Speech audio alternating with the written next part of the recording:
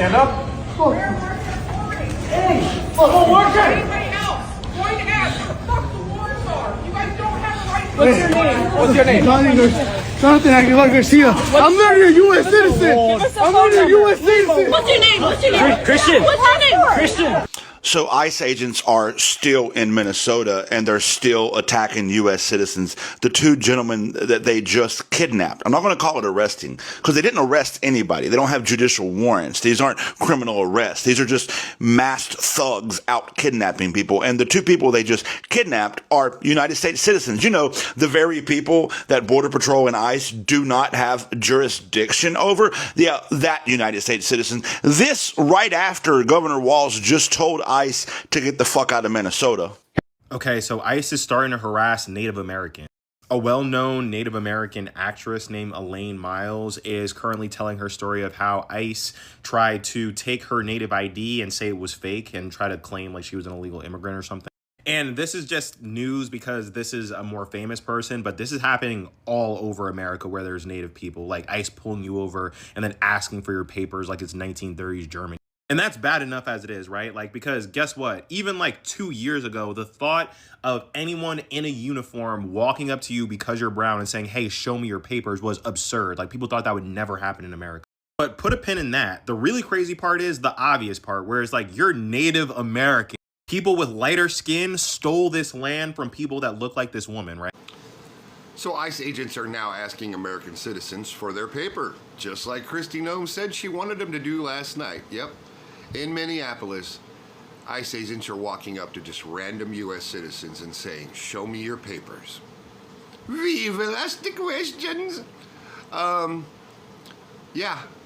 We're at that point, guys, and that's literally what they're doing. They kept their promise within 1 day this time, and they are wandering the streets asking United States citizens to prove that they're citizens. And, of course, this is legal now because the Supreme Court said ICE agents can stop you just because the way you look.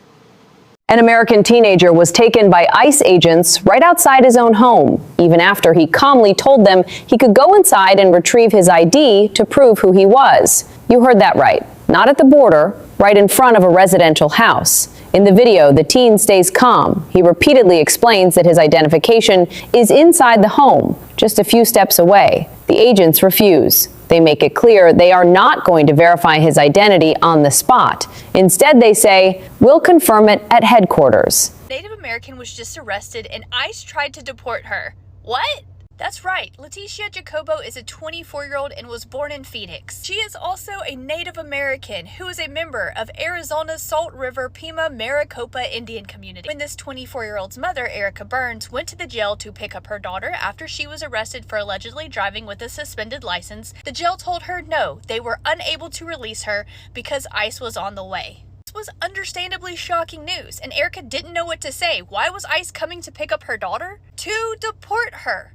A Native American, who she asked the Polk County Jail, how can they be deporting my 24-year-old daughter whenever she is a Native American? Polk County's response was, we aren't deporting her, we're just holding her because ICE is coming to pick her up. So ICE is detaining Native Americans now. Not immigrants, not undocumented individuals. Native Americans! People who are quite literally indigenous to this continent. So I guess my question here is, where the fuck do you intend on sending Native Americans? DACA genuinely wants a civil war, and that's why Trump's acting the way he is. They are trying to stoke the flames and get people to react so that he has the authority to declare martial law. And in that instance, he could legally suspend due process and basically just hold people as prisoners if they're a threat to the stability of the United States. And we're already seeing instances of this happen now, like transgender people are unable to get passports, a lot of them are unable to leave the country. Leftist activists have been put on actual terror watch lists. Who knows, I might be on one. Here's a post in the MAGA Facebook group about civil war, which again, they want. They want a purge because they want the authority to legally use all these weapons they've been collecting to go out and take out their enemies. They want to take out people of color, queer people, trans people, any minority, outspoken leftists, or race traitors, which I've been called numerous times. And it's a lot of the people who have Confederate flags in their yard that want to recreate that Confederacy. So they have the legal authority and moral authority to take out their enemies, to people. The plan that Trump has is martial law, and we need to normalize the conversation around this so we don't fall into the trap. He wants violence. That's why they're using ICE officers, yes, to deport brown people because they want some sort of white, racist state. They want to get rid of all the brown immigrants. They want all the South Africans, but get rid of the brown people. That's what they're doing. But they're throwing their bodies in front of people. Jonathan Ross positioned himself in front of Renee's car. Wasn't supposed to do that, not trained to do that. Or are they? And of course, then he shoots her, murders her point blank. It's a tragedy.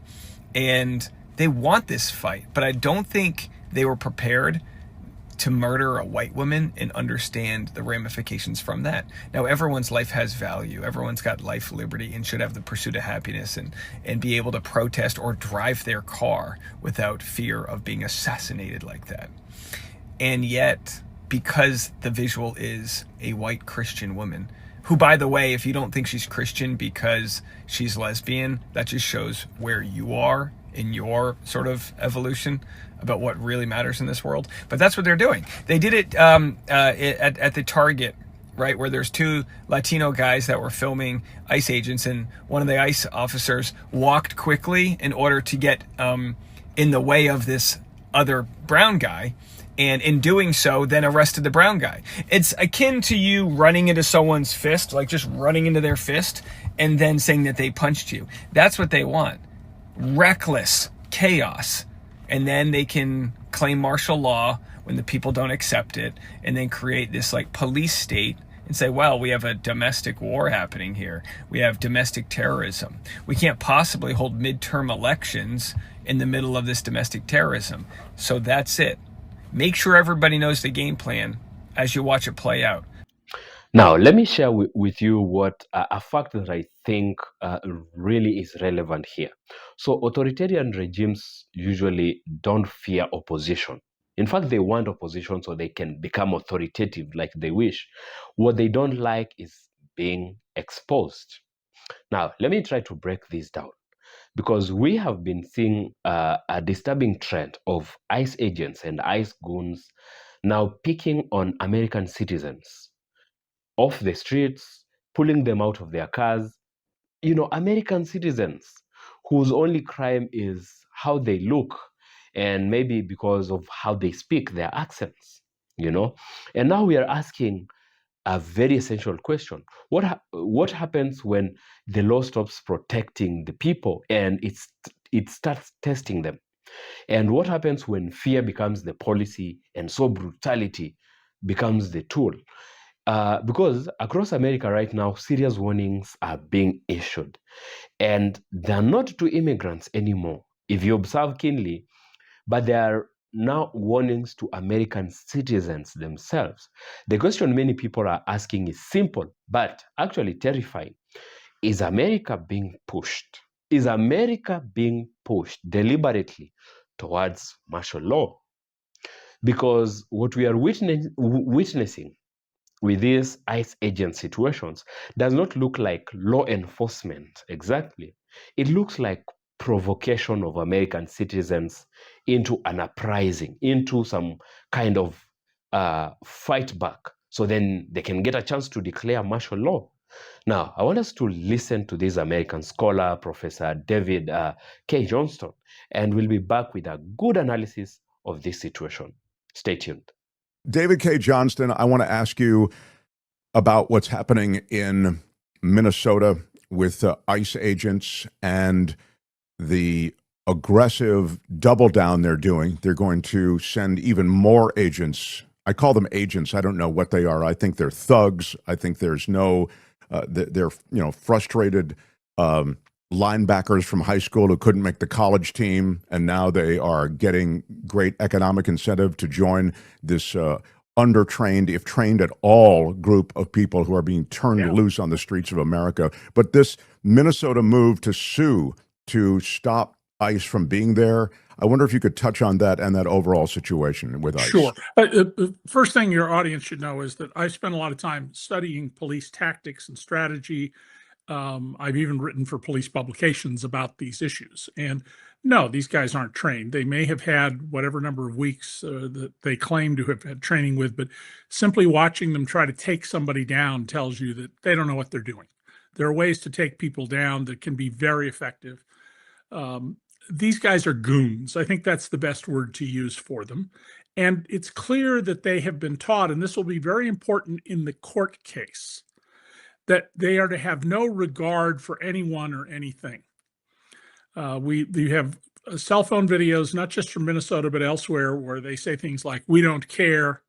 You're lucky." There's a pastor who we don't have cell phone video was said to him, but he says he was told in Minnesota, "Are you afraid now?" And we said no. They handcuffed him. They threw him in the back of an SUV. They said, "Are you afraid now?" And he goes, "No, I'm not afraid of you." And according to him, they said, "Well, you're white, so it wouldn't have been much fun anyway," which carries the clear implication that they are torturing people. And we've had some people describe things that legally qualify as torture while they were in custody. And I think the strategy here is incredibly obvious.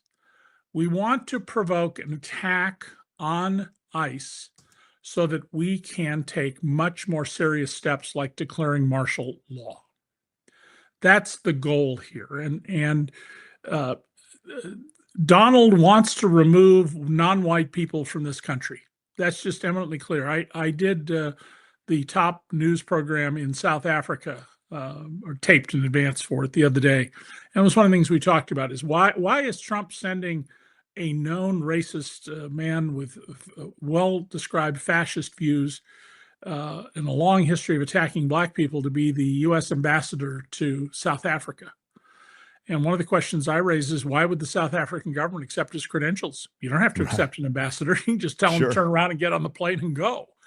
But it is really crucial that people behave peacefully. A core tenet of what Gandhi taught the world, what Martin Luther King tried as best he could to replicate, is that nonviolence doesn't mean passivity. It means you don't get provoked into taking actions against the government. You have to allow the outrageous conduct of the government to reach human hearts. And the price for that can be very high. And you can go back and read the news accounts now that we have things like newspapers.com. When the decision was made to march on the salt works, literally from sunset to sundown, men stepped forward knowing they were going to be beaten brutally by British police or military uniformed Brits. And there were women there to provide comfort. Some of these people, they just got bloodied. Some of them suffered concussions and broken skulls.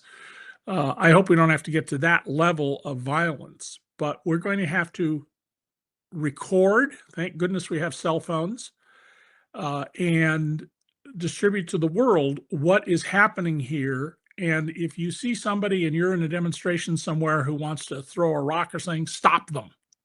Do not do what Trump wants you to do, which is to attack these law enforcement agents. Much as these goons aren't trained, much as they are eager to provoke the utter disrespect they have for everyone else, don't take the bait. It's hard to do that.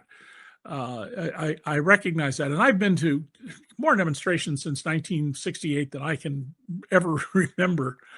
And I always knew in California that county sheriff, local police, things would probably go okay. The minute Ronald Reagan's California Highway Patrol showed up, you knew there was going to be violence because they would provoke it. And I saw them do this again and again. And by golly, that's what crew Trump feels like. trying It to feels like the CHP, to which you referred from back then. Feels like them, with a multiple attached to it. I mean, these are really aggressive tactics. I mean, 7, 8 guys to, take down some Target store guy. You got that video? I keep asking these guys in the private chat to put up video pictures, but they're not listening. There are, can you just put up the videos of, I wanted to quickly share them with the videos of the takedown, as David's speaking about the ICE agents. But what I did really get struck by is something that June even referenced, which is that while the expressed intent, and it does seem as though, I mean, and you see these guys dragging people out of cars, and this is just a, again, there's a brutality here.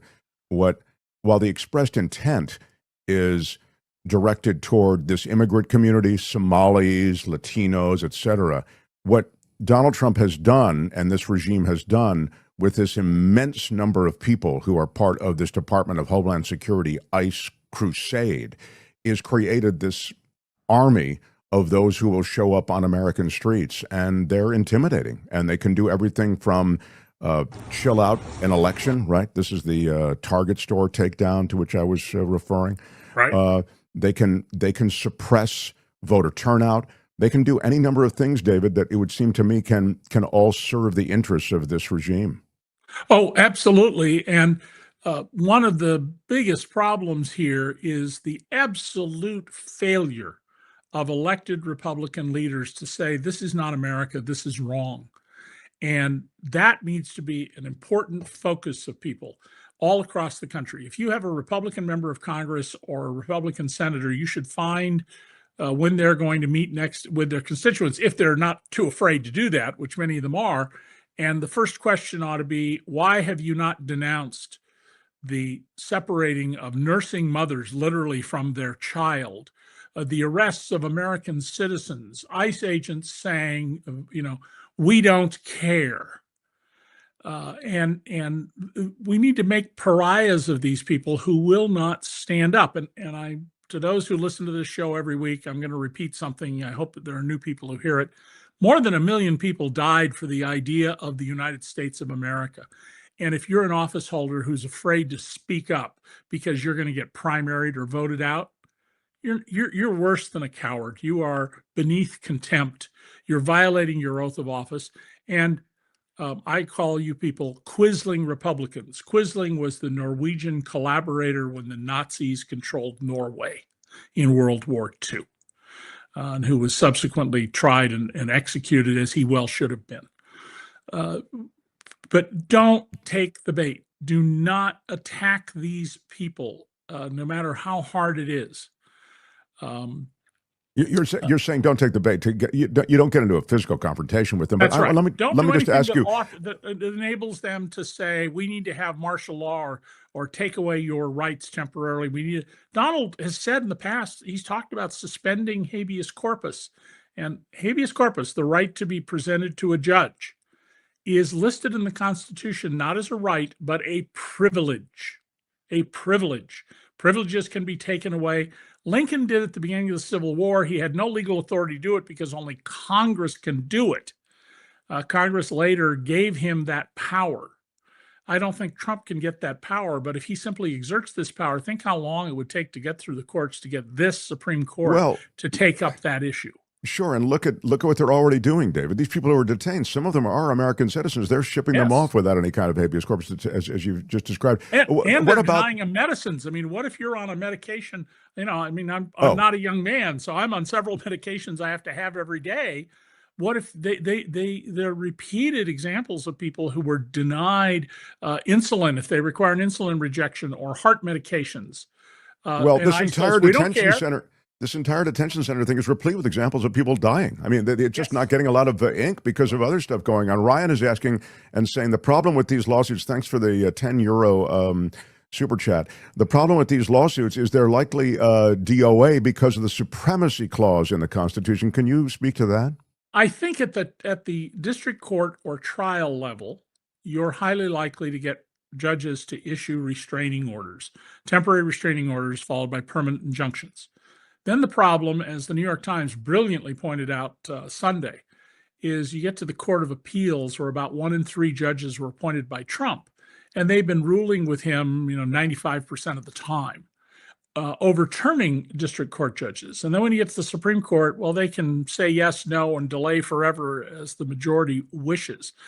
But it's necessary, I think, as a strategy. And I think Keith Ellison, whom I know, the Attorney General of Minnesota, he's a very, very legally savvy guy with a very smart team of people. And I think you will see them pursue this in smart ways.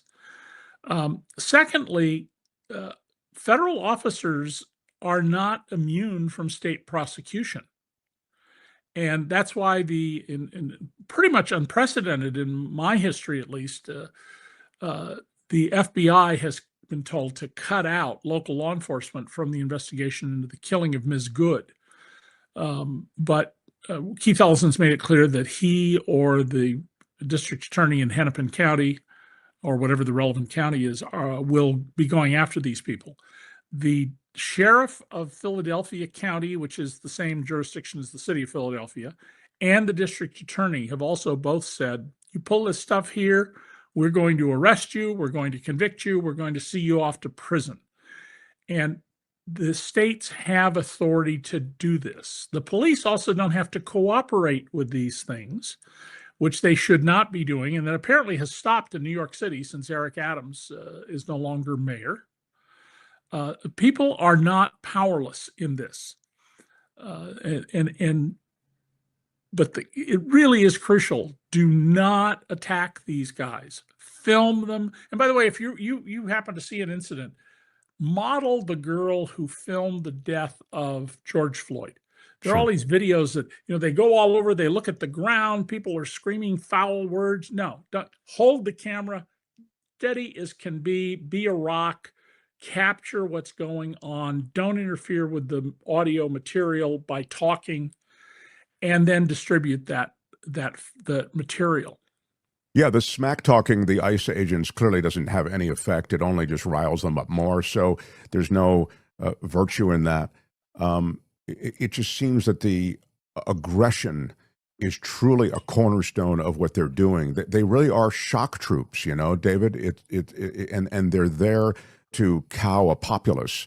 And well, when we finally get some state prosecutions of these people, there are certain things I assure you are going to come out, and you could argue this is speculation. It's just 59 years of experience as a journalist. They're going to turn out to be wife beaters, people have committed felony assault or at least been accused of it, people who have criminal records. I will not be the least bit surprised if 100 or more of the ICE agents turn out to be pardoned insurrectionists from January 6th. Well, this is the thing that we said after that pardoning. You'll remember we said Trump is essentially saying, if you commit violence in my name or for my cause, I got your back. I will pardon you. And that's exactly what has happened. And in turning the Proud Boys and the 3%ers and these people who are J6ers, who the violent J6ers loose on the streets of America, now uniformed, now armed. You've got people who have really an allegiance to Trump and not much more. If you look, Mark, at the videos from the many different people who shot them of the murder of Miss Good, there are a couple of striking things. One of them is that the car is clearly pulling away. Another Tony, is go ahead and put that up there. Thank you. She's not a troublemaker. She says, I'm not happy with you, dude. That she is in her neighborhood. This isn't somebody who came, as they claim, paid protester. I've yet to run into these people. And traffic is trying to move out of there. It's unfortunate Minneapolis police, although there are only about 700 cops in Minneapolis. That's such a low crime rate city that they only have about 700 cops. There are 2,000 ICE agents there, just for right. Oh, plus they're apparently sending as many as 2,000 more. That's exactly right. She appears to be waiting in this icy condition where cars slide for people to go by. Because if you move your wheels at the wrong moment, you slide into the next vehicle and get a $6,000 repair bill. And also, he's holding at one point a cell phone type camera in one hand and a gun in another. That's not what you do. If you think you have to use your weapon, you use both hands to steady the weapon. These are short-barreled weapons. You minimize your position, and you seek cover, and you fire once or twice, and then you assess. You don't go bang, bang, bang, and then go effing bitch, which is... That's what's going to kill that guy, by the way, in front of a jury of Minnesota citizens. Even if he gets it removed to federal court, once a jury hears that will be the biggest fight in pretrial motions for his criminal trial, is that it's not fair to include what he said after he shot her, and how the judge in the trial rules on that will be absolutely crucial to that case. You know, David K. Johnston, it's just striking that these stops, these interdictions of all sorts, they're not accompanied by any warrant. They're not accompanied by any probable cause. They're explain to me how in America these kinds of situations and face-offs with people who live in Minnesota, people who live in California, people who live in any state in the union could possibly go down. This is because we no longer live in the American Republic. We live in Donald Trump's dictatorship. So warrants aren't required. Warrants not by Donald Trump. Now later things will be thrown out. Cases will be dismissed. People will be returned to the country, hopefully, if they haven't died in some place like Sikot, which is a death camp. Let's be clear. It's a death camp. But all those things take time, and the process takes time. And the way to speed this along is that people need to really go after the Republican, especially senators who are up for election this year, and Republican House members. People need to engage in lawful but nonviolent tactics. So we've had, for example, people make noise at night outside of hotels where the ICE agents are staying. No criminal offense there, and the Minneapolis police did not act to stop that from happening.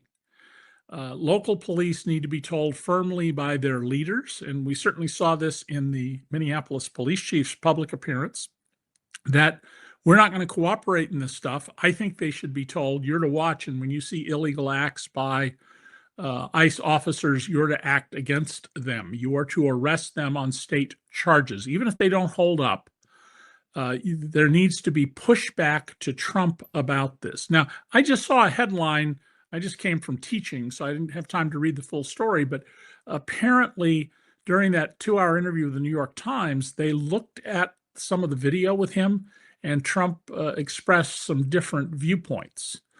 I'd certainly like to see that. Of course, Donald is famous for saying the opposite in a single sentence of two things. Sure.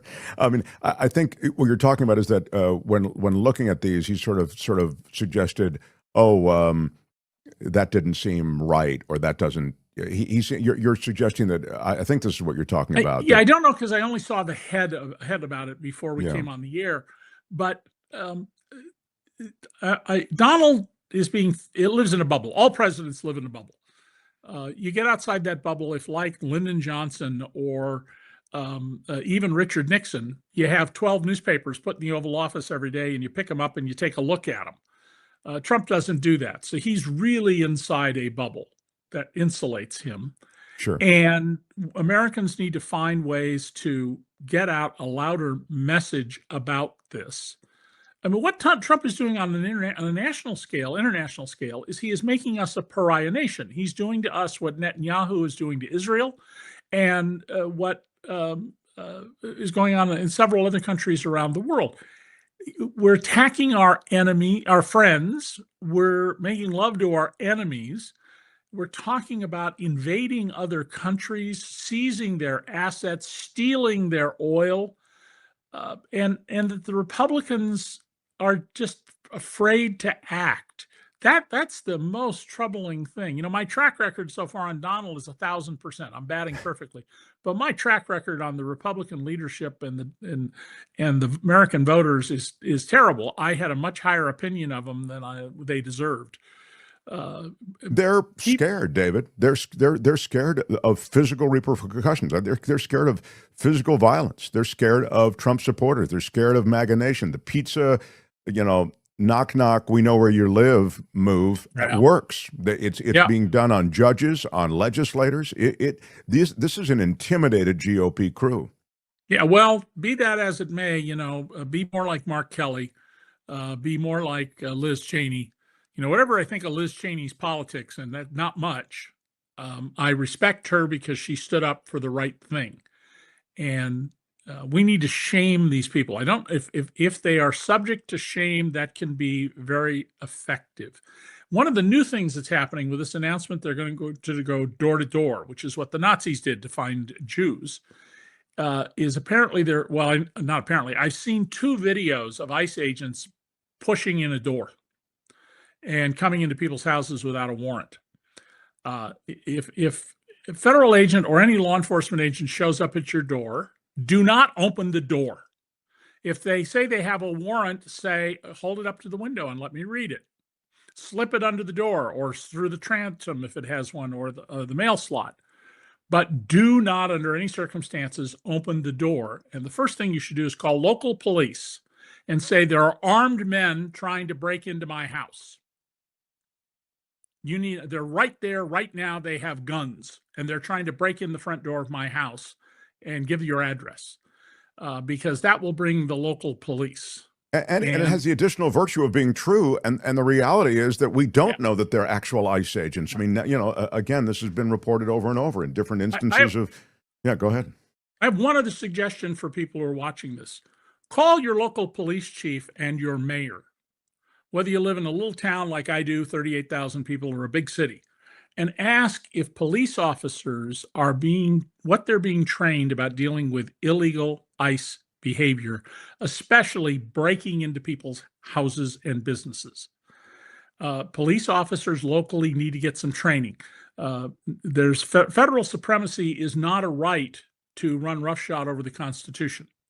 And if ICE agents grab somebody, one of the things local police can do is say, you got to identify yourselves to us, because we don't know that you're a group of rapists and sadists who plan to torture this person, and hold them up and make a record as local cops. Record these people. Everything that you can lawfully do to interfere with them, you should do, but don't physically attack them. Yeah, I mean, that's a confrontation you'll always lose. I want to pivot to the Trumpian dictatorial move toward the Fed chair, Jerome Powell. I see America as historically a safe place for investors. It's a political stability that is envied in many parts of the world. And as a result, it oftentimes brings investment here to this stable culture and politics that is oftentimes hard to find in some of the high wire acts of investment. When I was in Ukraine for a wedding. This is now a while ago, 15 years ago, I guess. And I was being pitched on an investment there. And they were really, strong kind of returns on the investment. You could see why, because it's such a high wire act. And that high wire act doesn't exist in this typically, historically more stable place. So I'm getting to the fact that if you start leaning on the Fed and Donald Trump decides what the interest rate should be, and, he's just another tin pot dictator like all the rest of them, America quickly descends, I think, into that world. Oh, we're rapidly heading there already. I mean, the biggest beneficiaries of what Trump is doing are President Xi in China, who wants to have larger, greater China, including taking back Taiwan, the island of Formosa. We don't have any moral standing anymore to say you can't do that. Putin, who wants to put back the old Soviet Union's territory, at least. And that's been clear for 25 years. And the reason he wasn't stopped when he should have been in 2014 is the Republicans wouldn't let Barack Obama do what should have been done at the time. All right. So for many months, Donald Trump has framed immigration as invasion and as the problem, and as the problem he's trying to tackle with these ICE agents situation and going on. But history teaches something important. And this is what I want us to take note of. Authoritarian crackdowns rarely stop at the first target. They often expand. And this is what we are seeing. We are now seeing disturbing reports of videos showing ICE agents operating with growing impunity, growing brutality, people being pulled out of their cars, being taken from the streets. And these people, they're being detained without clear cause. And these people, they happen to be legal American citizens. And, we're seeing people being stopped on the streets based on appearance, on accents, on suspicion alone, just being suspected. And that's profiling. Homes are allegedly being entered without warrants of, search or arrest warrants. Due process is now just being treated as an option, as optional. And this is not what a functional democracy, an exemplary democracy is supposed to be seen like. What is almost alarming is that this is no longer confined to undocumented immigrants. Remember at the beginning, it was about undocumented immigrants. American citizens are increasingly being caught in this net or even being targeted. Veterans, workers, and sadly, even disabled Americans. Citizens whose only crime appears to be how they look or how they speak. And this is how boundaries slowly get erased. First they tell the public it is only immigrants or undocumented immigrants. Then it now becomes, or it moves to, it's only suspects. And eventually now it could be anyone. And that's now what we are seeing, because it's not about immigrants anymore, because we have seen people claiming to have been abducted, to, even videos of Americans being, confronted. And this is not security. This is a kind of conditioning. And let's be very clear about the danger here. And let's not sugarcoat anything. Many legal scholars and activists and civil rights groups are warning Americans not to take the bait. And this is what we have seen in this video by, Professor David K. Johnston, because provocation is the strategy of this regime. When heavily armed agents, ICE agents or goons, behave aggressively, unlawfully, and publicly, they are trying to trigger a reaction from Americans. And what is this reaction? A punch, a shove, or even a riot, something that can be framed as chaos by the administration. And once chaos is declared, the response is very predictable here. Emergency powers, military deployment.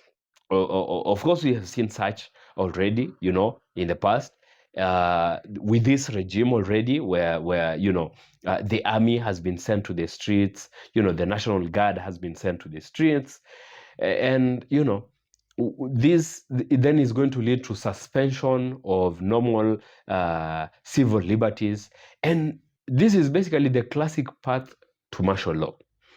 So Trump does not need resistance. He just needs an excuse to declare martial law, to send the army to the streets, And this is why the advice being shared is urgent and consistent. Do not physically confront them. That is what Professor David K. Johnston is trying to say. Film them courageously, document everything, hold your camera steadily, let the world see what is happening, but do not fight back. Once again, I say authoritarian systems, they fear exposure more than opposition and resistance. So I'd say after watching this video by this white professor, you ask yourself, does this look like what we are seeing with the ICE agents? Does it look like a professional, accountable law enforcement? Or does it look like unrestrained power? And Americans are now openly questioning whether these ICE agents are properly trained, properly supervised, or simply protected because they operate under the name Donald Trump. I mean, they're breaking the law for Donald Trump or under Donald Trump for his benefit. Are they then protected under that political shield? When accountability disappears, then abuse becomes the routine. And this is where the racial dimension also cannot be ignored.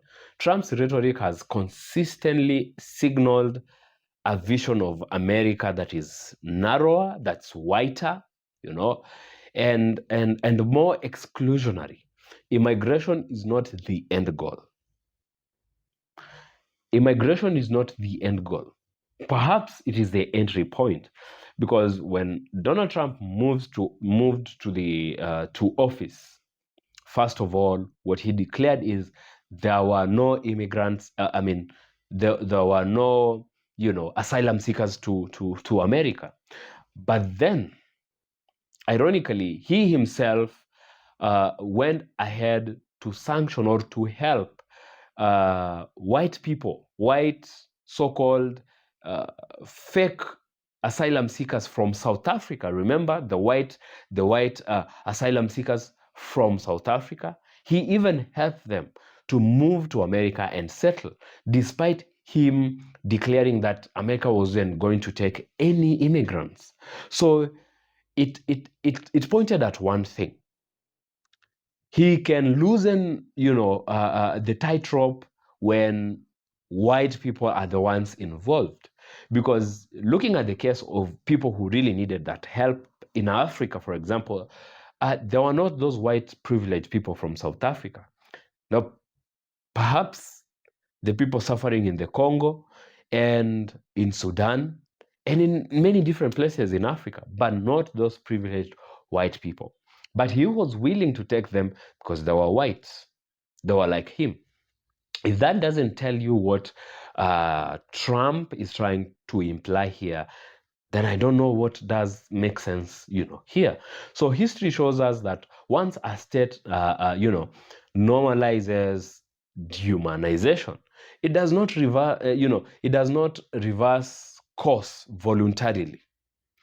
It escalates until resistance now becomes almost impossible. So this kind of moment demands from Americans discipline, not panic, awareness, not violence, cameras and not fist or blows to these people. If America slides into martial law, it will not be because people resisted oppression.